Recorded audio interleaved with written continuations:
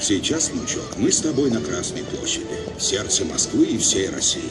Посмотри, перед нами самый необыкновенный собор, который мне доводилось видеть. Его называют Покровским собором или Храмом Василия Блаженного. Дед, а кто построил этот собор? В нашей памяти он навсегда связан с именем первого русского царя Ивана Васильевича Грозного.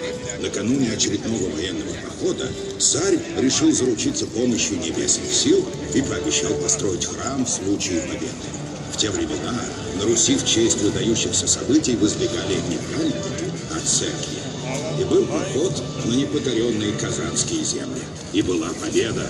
И приросло русское государство Казанским ханством.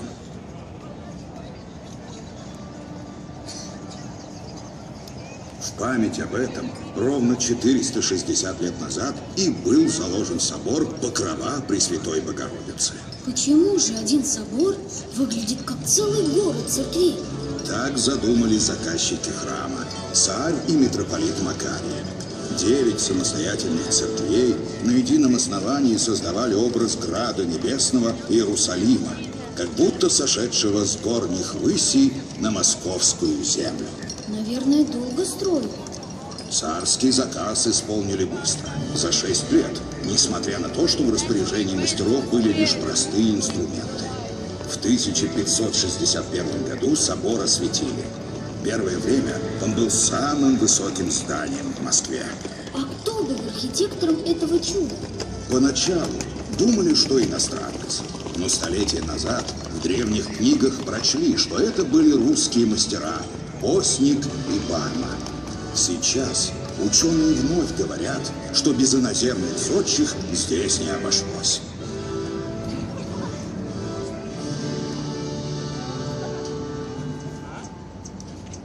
Ты говоришь Покровский собор, а бабушка – храм Василия Блаженного. Собор осветили в честь праздника Покрова Пресвятой Богородицы, в которой была одержана победа над Казанским ханством. Потом появилось другое название. Во времена Грозного царя жил в Москве такой святой Василий Блаженный. Славился чудесами, исцелял людей, спасал города от пожаров. Любил он бывать в этих местах, поэтому и похоронили его рядом с храмом.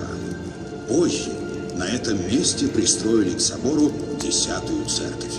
Люди так почитали святого, что стали называть Василием Блаженным весь собор.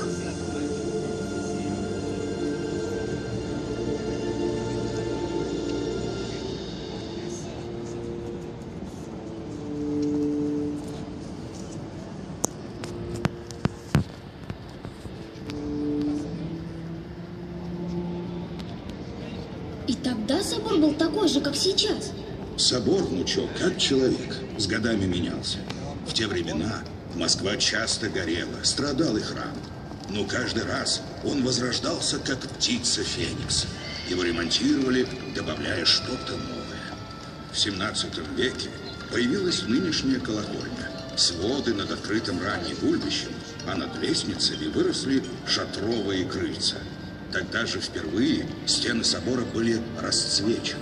Нескончаемая виноградная лоза с причудливыми цветами вьется с тех пор и радует наши взоры. А вот главы, которые в народе называют куполами, стали такими разноцветными только во времена императрицы Екатерины II. С тех пор их неоднократно ремонтировали, сохраняя неизменными их цвета. А стены? Их тоже неоднократно поновляли. Но сейчас стены выглядят так же, как при Грозном, покрыты росписью, похожей на кирпичную кладку. Да, много пережил наш собор. Это верно. Например, во время наполеоновского нашествия французы устроили в нижнем этаже собора конюшни, а при отступлении из Москвы Наполеон приказал взорвать собор. Правда? Это же варварство. Да.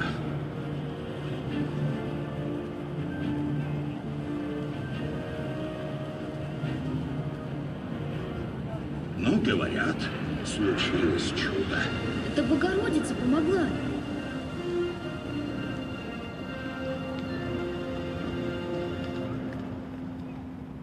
А когда в Грозном 1917 году при обстреле Кремля снаряд попал в ближайшую от него церковь. С устранения повреждений началась научная реставрация храма. Реставраторы бережно освобождали стены от поздних пристроек. Только во время Великой Отечественной войны прервалась их работа. Москву тогда бомбили, и купола храма покрасили в маскировочные цвета. Это спасло творение древних зодчих. 24 июня 1945 года собор стал свидетелем великого праздника – Парада Победы на Красной площади. Ты был тогда таким же маленьким, как я? Да, но я хорошо помню собор в реставрационных лесах сразу после войны.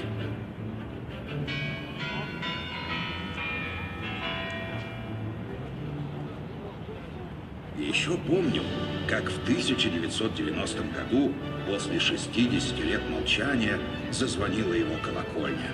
Как тогда же в соборе возобновили богослужение, а сам храм стал памятником ЮНЕСКО. Я хочу побывать внутри собора. Конечно! Завтра мы обязательно пойдем в этот храм-музей, который во всем мире считается одним из главных символов нашей страны.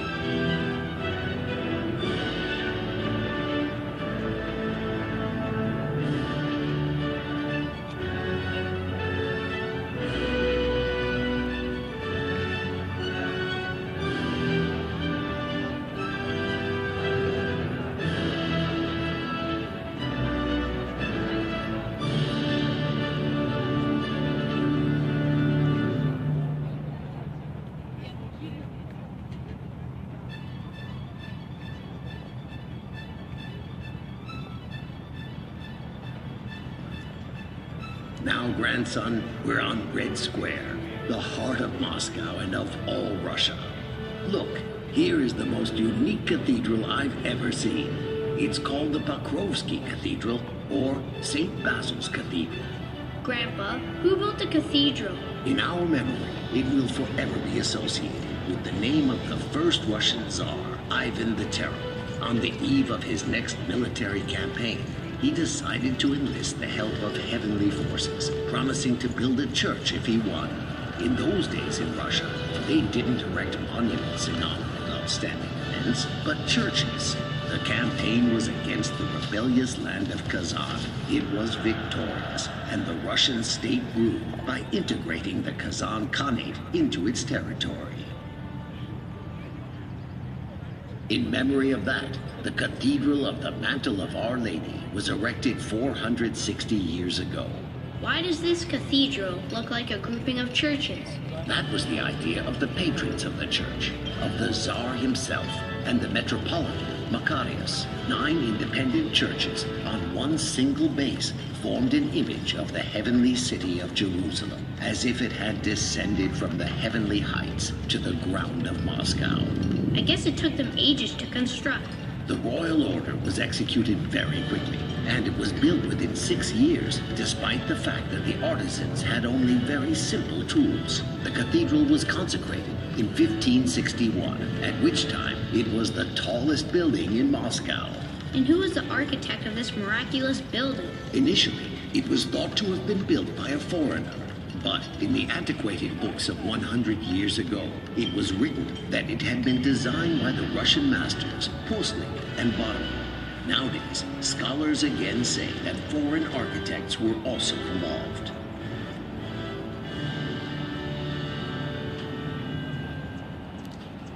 You call it Pokrovsky Cathedral, but Grandma says it's St. Basil's Cathedral. The cathedral consecrated in honor of the Day of the Mantle of Our Lady, on which the victory over the Kazan Khanate was secured, and then it was renamed. In the times of Ivan the Terrible, a saint by the name of St. Basil lived in Moscow. He was famous for his miracles, healing people and saving cities from fires. He loved this area, so he was buried near the church. Later, the 10th church was attached to the cathedral here.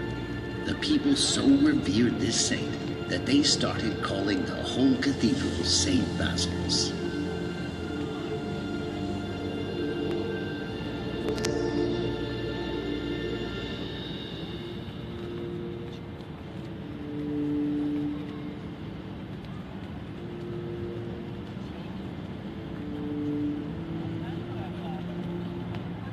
Did the cathedral look the same long ago as it does now? The cathedral, my boy, changed over the years, just as do people. In those days, Moscow was often destroyed by fires, and the church suffered too.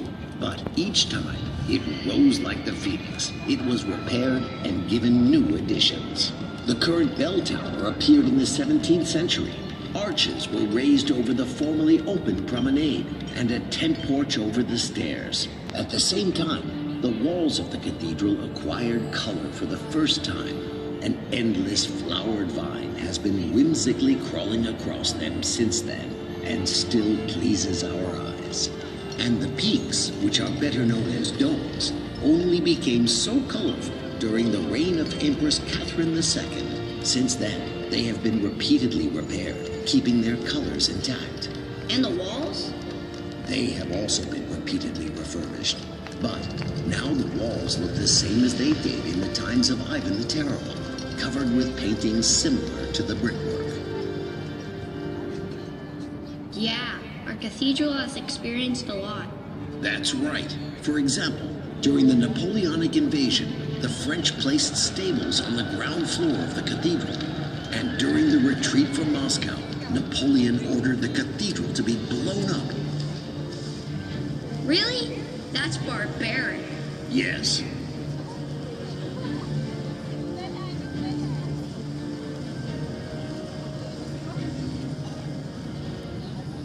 But they say a miracle happened.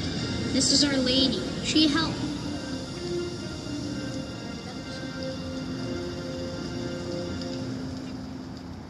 And during the severe shelling of the Kremlin in 1917, a shell hit the church that is nearest to it. Once the rubble was taken away, the scientific restoration of the cathedral began. Restorers carefully removed later additions from the walls. Only during the Second World War was their work interrupted. Moscow was under bombardment then, and the domes of the church were painted in camouflage colors. This saved the creation of the architects of long ago. On June 24th, 1945, the cathedral was witness to a great celebration. The Victory Day Parade on Red Square. Were you as small then as I am now? Yes, I was.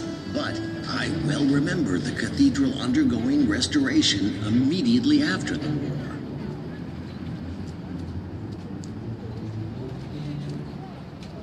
I still remember how in 1990, after having remained silent for 60 years, its bell tower rang as service was resumed in the cathedral and the church became a UNESCO heritage site. I want to go inside the cathedral. Sure. We'll go to this cathedral museum tomorrow, which is considered to be one of the main symbols of our country.